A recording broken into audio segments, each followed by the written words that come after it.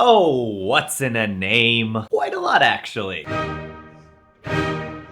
Welcome back to the Listener's Guide. I'm Steve, and today we're going to be talking about the names of instrumental pieces of music and the information that is packed into them. Let's take a glance at an example name, such as Mozart's Clarinet Concerto in A, K number 622. The first piece of information here is the composer, which is probably one of the most important pieces of information you can get. Much like the author of a book, that gives you a lot of insight in what kind of style, convention, and sounds that you can expect from this piece. Being able to put a composer's name to the piece also places them into a time period, which gives you a great idea of what to expect in the piece, which in turn makes you a more active listener. The next important piece of information we have in the title is the genre, in this case, clarinet concerto. Now, a concerto is a piece of music featuring a soloist or a group of soloists accompanied by an orchestra. In this case, because it's a clarinet concerto, we know that the soloist is going to be a clarinetist. Concertos such as this one are usually divided into 3 movements, or chapters if you will, in which the soloist shows a broad spectrum of emotional effect. The first movement is typically the longest and tries to go the entire range of emotions. The second one is typically a very slow one, and the third one is an impressive finale. Now, of course, not all concertos follow this pattern, but many of them do. But perhaps instead of a concerto, you're listening to a symphony. A symphony is a piece of music typically for orchestra and typically involving 4 movements. You can expect a moderately fast first movement. The second and third movements are typically a slow movement and a dance, or vice versa, and another impressive and showy finale. However, many composers have created their own conventions, and even the instrumentation is hard to lock down, so really the only requirement for a piece of music to be a symphony is when the composer identifies it as a symphony. But maybe you're listening to a sonata. The name sonata came into use in the Baroque era simply to differentiate a piece of music played by an instrument from a piece of music that was sung. However, over the years it has come to mean a piece of music played by a solo instrument or a solo instrument accompanied by a piano.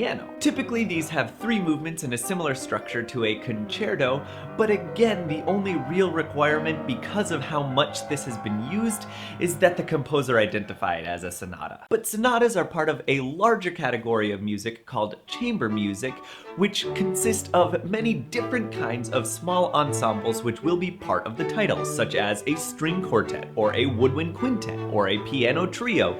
The list goes on and on. Chamber music is so called because it was originally intended to be played in palace chambers and later came to be played by amateur musicians for their own entertainment in their homes. This is differentiating it from concert music, which is typically played on a stage. Suites are another form of music, especially during the Baroque era. Baroque era suites are typically collections of dance music that were actually intended to be danced to at parties. However, in later eras, this actually came to include concert transcriptions of stage music from performances such as ballets or operas or plays. Many composers have also written serenades, which were pieces of music intended to be played by small, mobile ensembles outdoors at special occasions. These can have anywhere from 1 to 10 movements, sometimes even more, and are usually a lighthearted feel for a party setting. The next genre of music we're going to be talking about is a divertimento, which is actually quite hard to define because some composers used it to mean something more like a sonata, whereas others meant it to be more like a serenade. Similarly, a partita is almost indistinguishable from a sonata, except that it was most commonly written in the Baroque era, and not many composers wrote them after that. And finally comes the symphonic poem or tone poem. These were concert pieces in the same vein as a symphony, but instead of having movements and a musical structure, these were structured around stories, and thus many of the names were the stories they were meant to tell, such as The Sorcerer's Apprentice or Don Juan.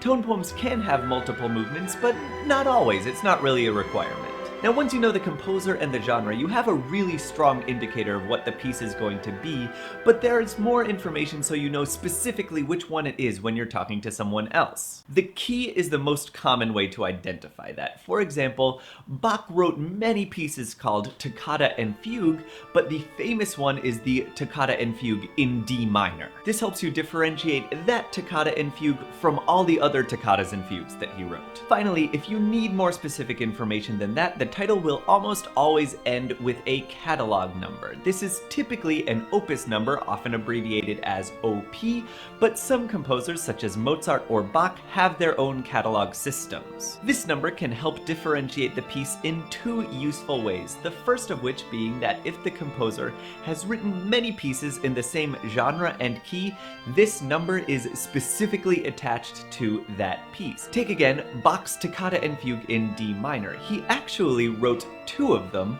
BWV 538 and BWV 565, but the one that everybody knows is BWV 565. The second way that this number can help you is that it gives you a sense of what point in the composer's career that he or she wrote the piece. For instance, knowing that Mozart only wrote 625 pieces, Mozart's Clarinet Concerto, K622, was written toward the end of his life, and you can expect it to sound like his later style. So, what's in a name?